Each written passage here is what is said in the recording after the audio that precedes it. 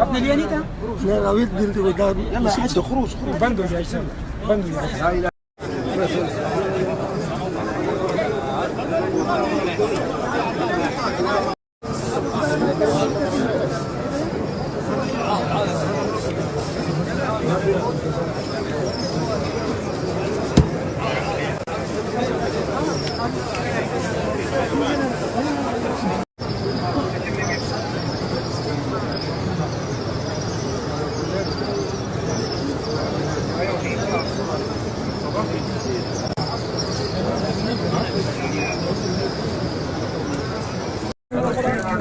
बस ठीक है और दवाई वाला बढ़िया रबीना बदमाश हो जाए